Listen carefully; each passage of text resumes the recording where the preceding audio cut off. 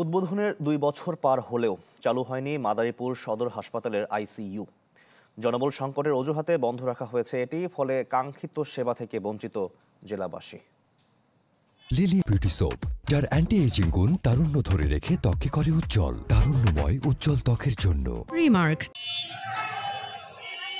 250 শয্যার মাদারীপুর জেলা হাসপাতাল 2019 সালে 30 কোটি টাকায় নির্মাণ শেষ হলেও উদ্বোধন হয় 4 বছর পর। এরপর 2023 সালে কয়েক কোটি টাকার যন্ত্রপাতি দিয়ে সাজানো হয় আইসিইউ ইউনিট, অথচ পর্যাপ্ত জনবলের অভাবে এখনও শুরু হয়নি কার্যক্রম। ফলে মুমূর্ষু রোগীদের পাঠানো হয় ফরিদপুর কিংবা ঢাকা মেডিকেলে। জনগণের স্বার্থে এটা চালু করা উচিত। এটা চালু হইলে আমাদের জনগণের উপকার হবে। মাদারীপুরবাসী ইমার্জেন্সি রোগী, আইসিইউ সাপোর্ট দরকার, তাকে নিয়ে আমাদের দৌড়ে ঢাকা চলে যাইতে হয়। দেখা যায় আর্থিক সমস্যা থাকতে পারে।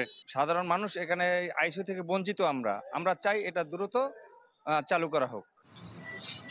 দীর্ঘদিন ব্যবহার না হওয়ায় নষ্ট হচ্ছে মূল্যবান যন্ত্রপাতি, জানিয়ে তদন্তে নামে দুর্নীতি দমন কমিশন। দুদক বলছে, প্রশিক্ষণপ্রাপ্ত লোকবল থাকার পরও কেন কার্যক্রম নেই তা খোঁজা হচ্ছে। পাশাপাশি কেনাকাটা অনিয়ম হয়েছে কিনা তাও খতিয়ে দেখা হবে। 20 জন সদস্যের একটা ট্রেনিং প্রাপ্ত হয়েছে। কি কারণে কেন এটা চালু হয়নি, হয়তো আরও কোনো বিষয় আছে কিনা সে বিষয়ে আমরা সংশ্লিষ্ট যে তত্ত্বাবধায়ক আছে তার সাথে আলোচনা করে এবং একই সাথে আইসিইউ সংশ্লিষ্ট যে রেকর্ডপত্র আছে সেখানে কোনো অনিয়ম দুর্নীতি হয়েছে আমরা পরীক্ষা নিরীক্ষা করেই কমিশনে প্রতিবেদন পেশ করব। এরই মধ্যে জনবল ঘাটতির কথা মন্ত্রণালয়কে জানানোর কথা বলছে জেলা স্বাস্থ্য বিভাগ। আমরা জরুরি ভিত্তিতে চাহিদা পাঠিয়েছি এবং আশা করছি সবার সম্মিলিত প্রচেষ্টায় খুব দ্রুতই আমরা আশার আলো দেখতে পাবো এবং আইসিইউর সেবা মাদারীপুরবাসীকে দিতে পারবো।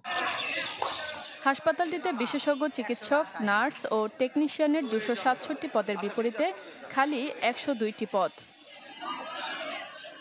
Desk report, channel 24।